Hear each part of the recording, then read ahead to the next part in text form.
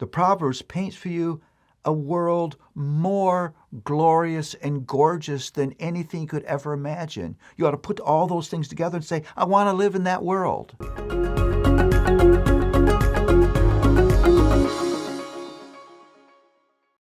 Well, every proverb points us to a paradise that is to come. Every proverb is filled with longing and is meant to fill us with longing as well. The proverb paints two portraits for us very well. The first portrait is of a world that no longer functions as God intended. It's a world that's broken. It's a world where bad things happen. It's a world fraught with danger and temptation. The Proverbs really presents to us what I would call a Romans 8 world.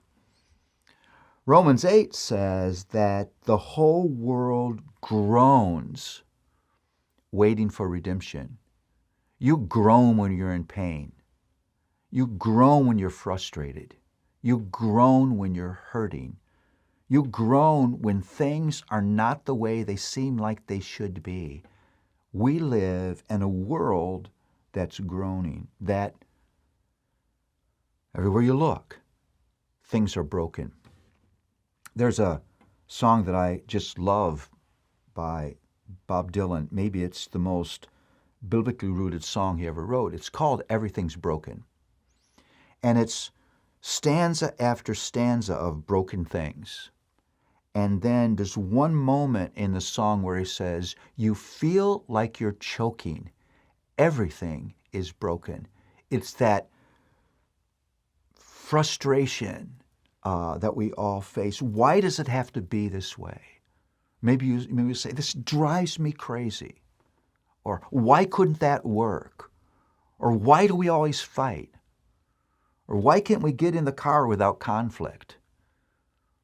Or how can we argue with one another when we just heard a sermon on grace, that brokenness? That's the first portrait. And then the Proverbs paints for us very powerfully a second portrait. It's a world where wisdom reigns. If you could take all the wisdom pictures in Proverbs and put it in one picture, it's the most beautiful world you could ever want to be in.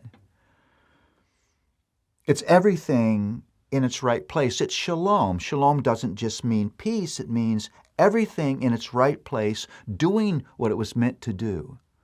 The Proverbs paints for you a world more glorious and gorgeous than anything you could ever imagine. You ought to put all those things together and say, I want to live in that world.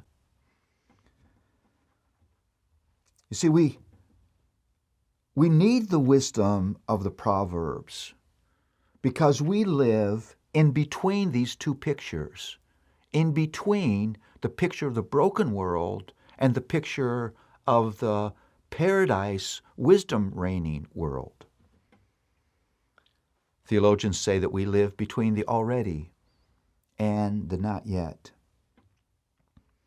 And it's right to commit yourself to God's wisdom way.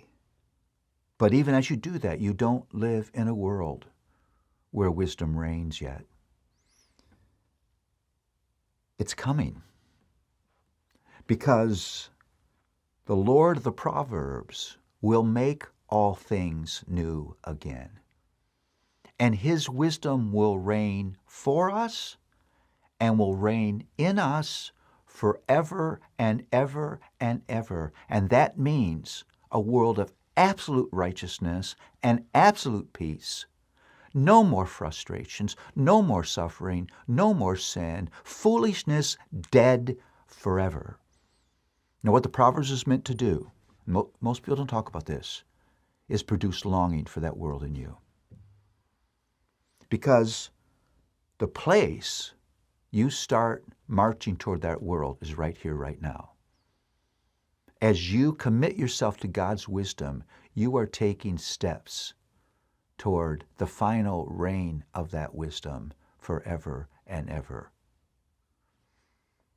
The Proverbs ask you to live with eternity in view and to have longing in your heart for the wisdom reign that is to come.